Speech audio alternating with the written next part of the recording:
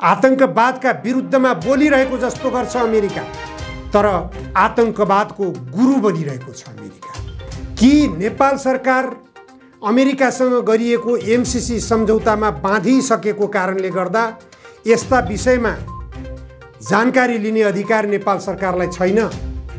युक्रेनमा त्यही भयो जे नेपालमा हुन गइरहेको छ। चीनले दिइरहेको यो कूटनीतिक सन्देश हो के सबै राजनीतिक दलका नेताहरू मूर्ख भइसके, निकम्मा भइसके।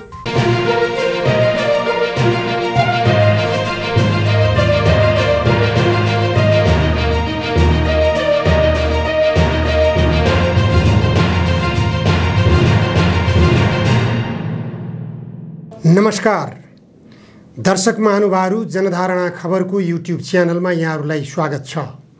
आज 2079 साल जेठ 26 गते म निमकान्त पाण्डे। अमेरिकी सेनाको इन्डो पेसिफिक हेर्ने कमान्डर चार्ल्स ए फ्लिन आज काठमाडौँ आउँदै हुनुहुन्छ। उहाँ किन आउँदै हुनुहुन्छ यो प्रश्न उठाउने अधिकार नेपाली जनतालाई छ कि छैन?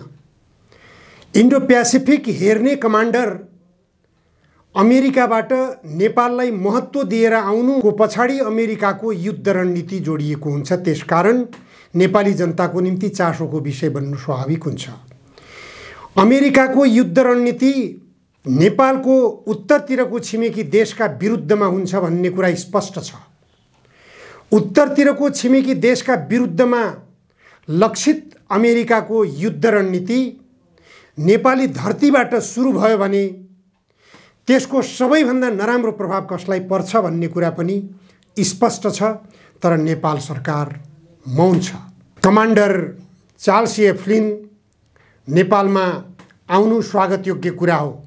एउटा शक्तिशाली मुलुकका सेना, त्यो पनि महत्त्वपूर्ण निकायमा, शक्तिशाली निकायमा रहेका चारतारे जर्नेलको हैसियतमा रहेका सेना नेपालमा आउनु निश्चित पनि नेपालको निम्ति सुखद विषय हुन सक्छ।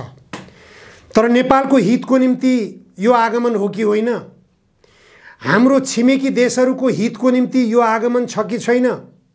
यो आगमनले नेपालको हित गर्छ कि गर्दैन? यो आगमनले छिमेकी देशहरूलाई अलिकति शङ्का देखाउँछ कि देखाउँदैन? शङ्कास्पद गतिविधितर्फ छिमेकी देशहरूको दृष्टि पुग्छ कि पुग्दैन? यसतर्फ नेपाल सरकार, नेपालका राजनीतिक दलका नेताहरू चनाखो बन्नुपर्ने हो कि होइन? तर पटक्कै पनि छैन। राजनीतिक दलका नेताहरूमा यो दूरदर्शिता बिल्कुलै देखिएको छैन। हामीले देखिरहेका छौँ युक्रेनको हालत।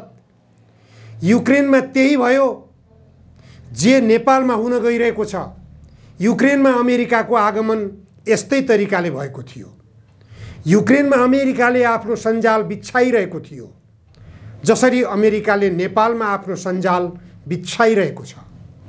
अमेरिकाका उपसहायक विदेश मन्त्री उजरा जिया केही दिन अघि मात्र नेपाल भ्रमणमा आउनुभयो र विवादास्पद क्षेत्रमा उहाँले भ्रमण गर्नुभयो।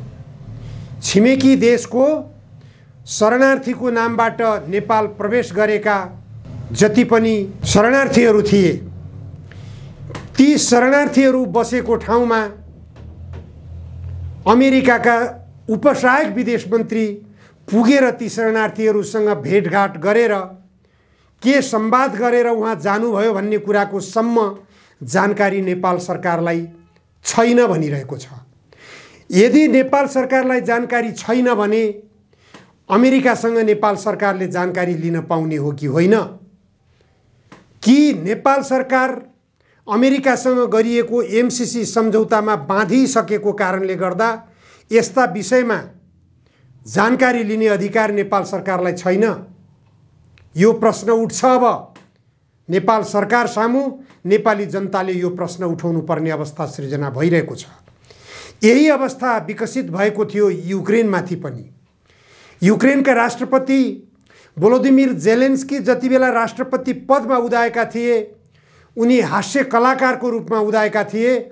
उनको उदयलाई सर्वत्र विश्वव्यापी रूपमा स्वागत गरिएको थियो, तर उनलाई अमेरिकाले कठपुतलीको रूपमा उभ्याउँदैछ भन्ने कुरा जानकारी बाहिर भएन। क्रमिक रूपमा जेलेन्स्कीको प्रस्तुति अमेरिकाको कठपुतलीको रूपमा हुँदै गयो, जसको कारणबाट युक्रेनमाथि रुसको आक्रमण अपरिहार्य बन्दै गयो, आवश्यक बन्दै गयो। अन्यथा रुसमाथि आक्रमणको सम्भावना बलियो देखियो। त्यही अवस्था नेपाल बन्दै गइरहेको छ। अमेरिकाबाट निकै बाक्लो रूपमा भइरहेको अमेरिकी उच्च अधिकारीहरूको आगमन र उत्तरको छिमेकी देशका विरुद्ध अमेरिकाले उद्घोष गर्दै गइरहेको र गतिविधि गर्दै गइरहेको युद्धको वातावरण र उत्तरको छिमेकी देशले होसियारी गर्दै गइरहेको, खबरदारी गर्दै गइरहेको र सीमा पारी सैनिक गतिविधिहरूलाई पनि सतर्क अवस्थामा चीनले राख्दै गइरहेको अवस्थाले पनि नेपाललाई गम्भीर बन्न सन्देश दिइरहेको छ। चीनले दिइरहेको यो कूटनीतिक सन्देश हो। चीनले शान्त कूटनीतिबाट नेपाललाई सन्देश दिइरहेको छ। उसले केही बोलिरहेको छैन, तथापि उसले हिमाल पारीबाट आफ्ना गतिविधिहरू जुन ढङ्गले गरिरहेको छ, होसियारी जुन ढङ्गले उसले अपनाइरहेको छ, सैन्य गतिविधिलाई उसले चुस्त दुरुस्त जसरी बनाइरहेको छ, त्यसबाट पनि बुझ्न सकिन्छ चीन सशङ्कित भइरहेको छ। नेपालमा अमेरिकीहरूको बढ्दो चलखेल र यो गतिविधिप्रति चीन चनाखो भएर हेरिरहेको छ भन्ने कुरा स्पष्ट छ। केही समयपछि हाम्रा प्रधानमन्त्री शेरबहादुर देउवा र नेपाली सेनाका प्रधान सेनापति प्रभुराम शर्मा पनि अमेरिकाको भ्रमणमा जाने तयारी भएको कुरा खुलासा भएको छ। उहाँहरूको लगभग सँगसँगै समय पारेर जान पर्ने कारण के हो भन्ने बारेमा नेपाली जनतालाई उहाँहरूले पनि सुसूचित गराएर मात्र भ्रमण गर्नुभयो भने संवेदनशील भूभागको रूपमा रहेको हाम्रो नेपाल नेपाली जनतालाई अलिकति स्पष्ट हुन सक्ने अवस्था सृजना हुने थियो।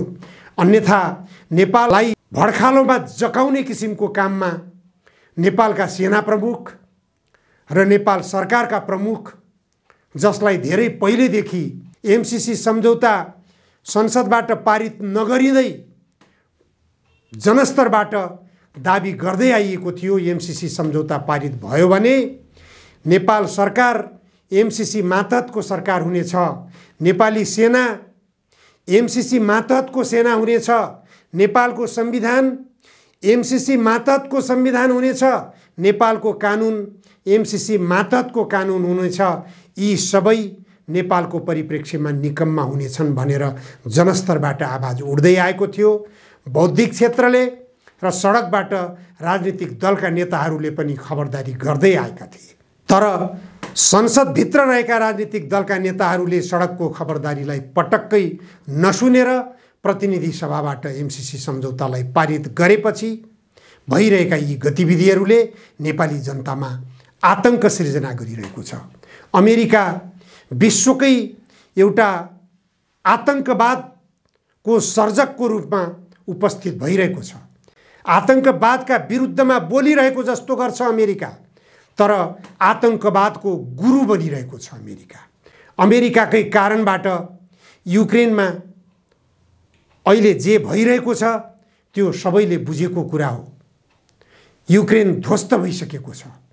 युक्रेनका जनता देशमा बस्न नसकेर बाहिर शरणार्थीको रूपमा करोडौंको संख्यामा बाहिरिएका छन्। एक मात्र विषय छ, युक्रेनले अमेरिकाको नेटो गठबन्धनमा म बस्न चाहन्न भनेर युक्रेनका राष्ट्रपति जेलेन्स्कीले बोलिदिने हो भने युक्रेनका विरुद्ध रुसले गर्दै आएको आक्रमण बन्द हुन्छ। यति एउटा शब्द बोल्न युक्रेनका राष्ट्रपतिलाई किन निकै कठिन भइरहेको छ? बरु युक्रेनका जनतालाई शरणार्थी बन्न बाध्य बनाइएको छ। युक्रेनलाई भग्नावशेषमा परिणत गराउने मूर्खतापूर्ण काम गरिएको छ। तर यो एउटा शब्द बोल्न युक्रेनका राष्ट्रपति तयार छैनन्। त्यही अवस्था नेपालका राजनीतिक दलका नेताहरूमाथि थोपरिँदैछ। चाहे जोसुकै यो देशको प्रधानमन्त्री बनोस्। अहिलेका संसदवादी दलका नेताहरू बीचमा जुनसुकै व्यक्ति प्रधानमन्त्री बने पनि, जुनसुकै व्यक्तिको नेतृत्वमा सरकार निर्माण भए पनि त्यो सरकार यदि अमेरिकाकै निर्देशनमा चल्ने हो, अमेरिकाकै नव उपनिवेशको रूपमा नेपाललाई राख्ने हो भने नेपाल अब अस्तित्व रक्षाको सङ्कटमा जाने सम्भावना बलियो बनेर गइरहेको छ। यो देशलाई कसरी बचाउने भन्ने बारेमा संसदभित्रका राजनीतिक दलका नेताहरूलाई एक ठाउँमा उभ्याउन संसद बाहिरका राजनीतिक दलका नेताहरू एक ठाउँमा उभिन जरुरी भइसकेको छ।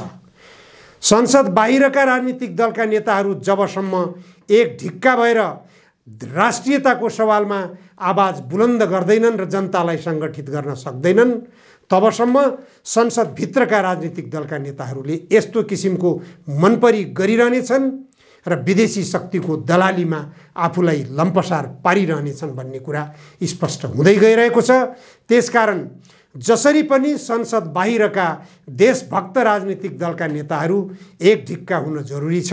जनतालाई सङ्गठित गर्नको निम्ति पनि बाहिरका राजनीतिक दलका नेताहरूको सङ्गठित बन्ने प्रयासलाई सफल तुल्याउन कुन राजनीतिक दलले अगुवाई गर्ने हो, कसले पहल कदमी लिने हो, के सबै राजनीतिक दलका नेताहरू मूर्ख भइसके, निकम्मा भइसके, यो प्रश्न नेपाली जनताका सामु गम्भीर रूपले उपस्थित भएको छ। राजनीतिक दलका नेताहरूले सोच्न विलम्ब नगरौँ। हस्, आजलाई यति मात्र। धन्यवाद।